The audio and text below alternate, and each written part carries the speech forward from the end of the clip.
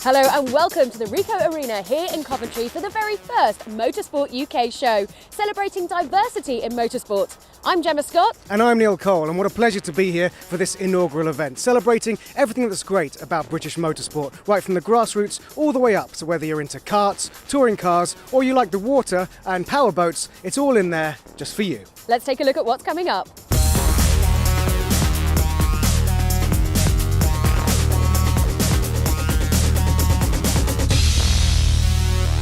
Well, representing the very spirit of Motorsport UK show is this. ES Racing, represented by the self-styled great British underdog, Chris James. Pleasure to meet you. And you. So what's been the secret this year? How well has it gone, exceeded expectations, and a little bit more about this car? The car, we imported it from Ginetta Racing in Sweden. It was manufactured here by Ray Mallock in Wellingborough. Went over to the Swedish Touring Car Championship. We imported it back. Normally aspirated, so we were on a little bit of a hiding to nothing before we started. It would have been nice to score championship points. I mean, we had a 12th at Donington Park in only our second round, which out of 25 cars I think started was an amazing achievement.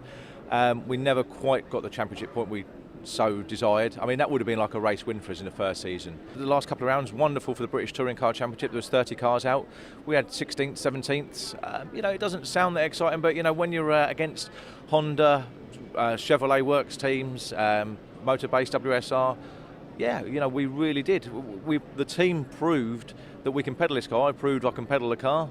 The team have worked very hard. We've got a siege mentality. We've pulled together, and that's 50% what it's about. And unfortunately, the other 50% is the money. For some of our youngest racing drivers, of course, the dream will be Formula One, and to help reach that pinnacle, it's karting that seems to be the main basis. And here with Formula Kart stars, I'm joined now by Carolyn Hoy, who's seen some of today's Formula One stars rise through the ranks of FKS.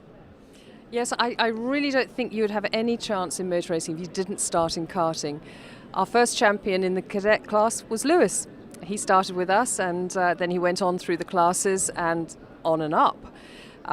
Following behind, we've got Paul Deronda. He was our champion. In the background, you'll also see Oliver Turvey. He's working for McLaren.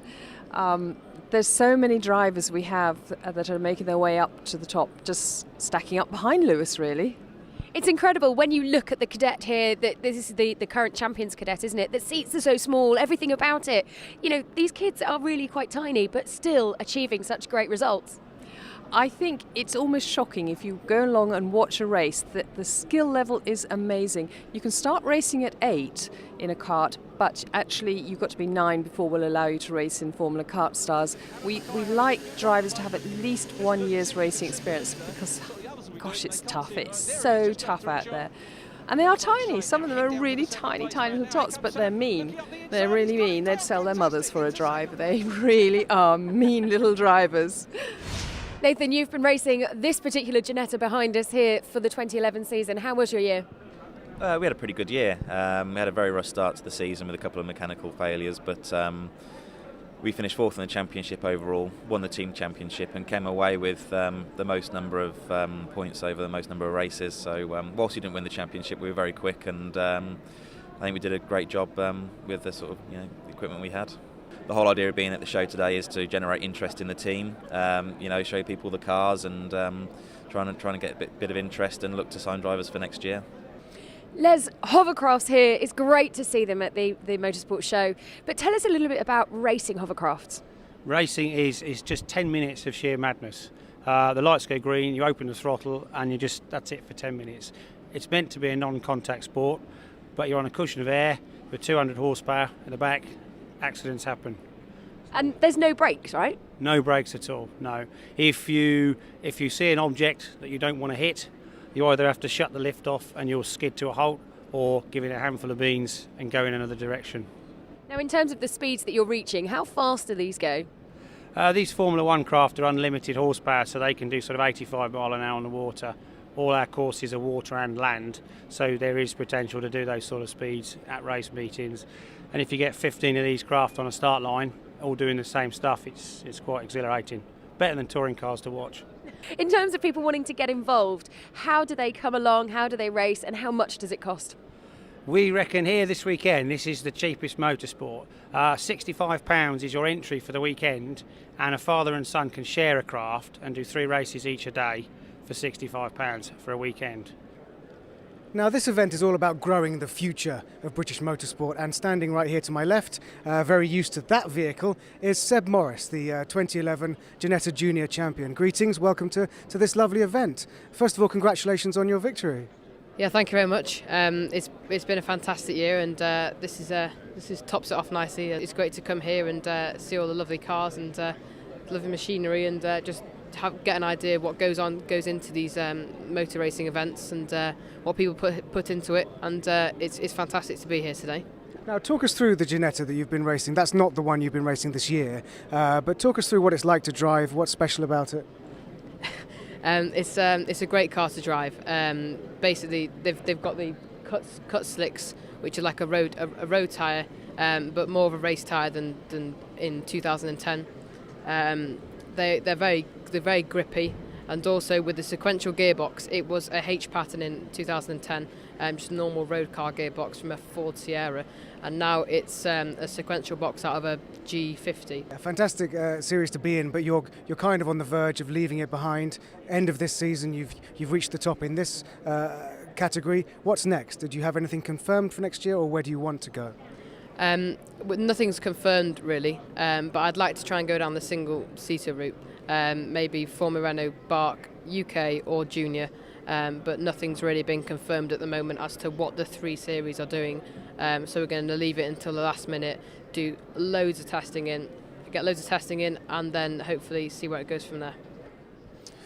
Do you think that this is an event that would be great to come to for any kids that want to get into motorsport?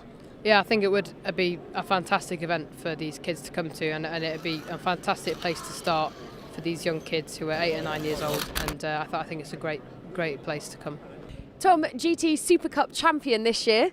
Exciting times.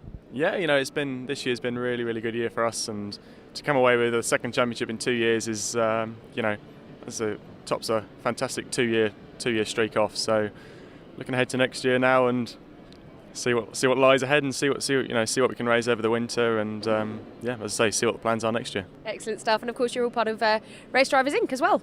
Yeah, I've been with Baz and all the guys at Race Drivers Inc. for a few years now, and a fantastic bunch of guys, and they work so hard to craft something out for the sport, and it's for sure Race Drivers Inc. is something that needs to be in a lot of people's racing careers. Obviously, it's like a sort of a drivers club for drivers and fans and things like that, and fantastic thing to be involved with. And as I say, I've been with Baz and the guys for a few years now, and they've helped me out no end as well. So, Martin, your very first Motorsport UK show, how's it been?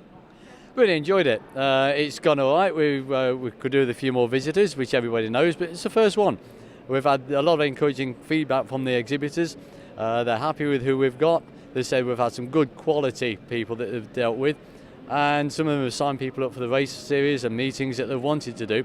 And I think we've attracted the right sort of people, which is the quality of drivers and wanting to get into the motorsport and find out more about it. So in terms of moving forward to 2012, the show will be back? Oh yeah, we'll be back 2012. Everybody's coming up with lists of ideas and how we want to do it, and it's great to get that feedback from them. This is a 7-litre V8 and it'll hit 0 to 60 in just 3 seconds. Now, bearing in mind the Bugatti Veyron is 2.8 seconds, this is rapid. But drag racing is all about reaction times, and I reckon if I was head-to-head with Neil, I'd definitely win.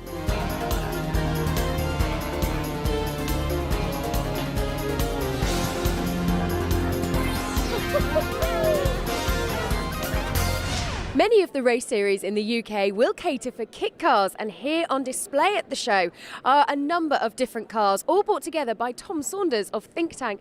Tom, you've brought all of these companies and different kit cars together. Yes, that's right, Gemma, yeah.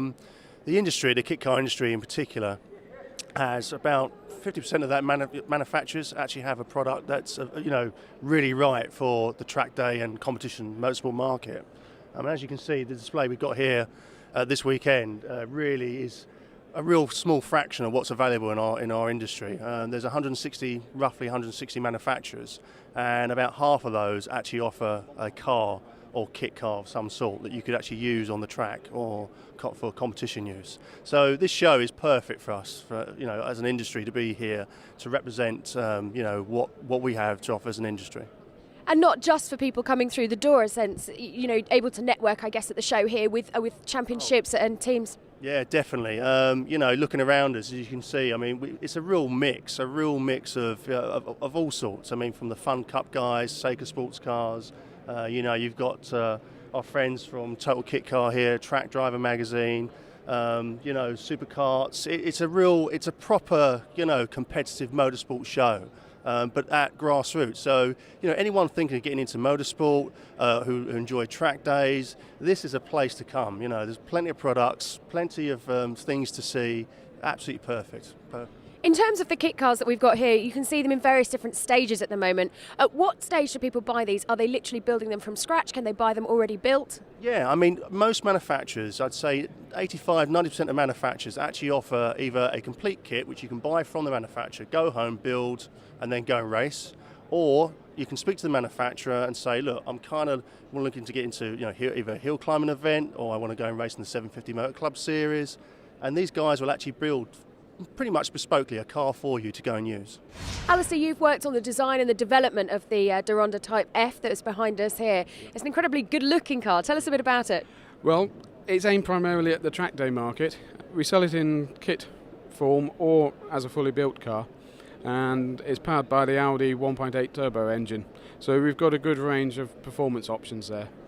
I know you said it's mainly aimed at the track day market, but is it a car that can be raced as well? Yes, there are series that can be raced in, various GT series across the country.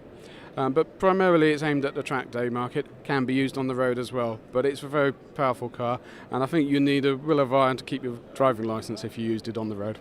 ADR Racing are predominantly known for their race cars, so what brings you to be part of the kit car stand here?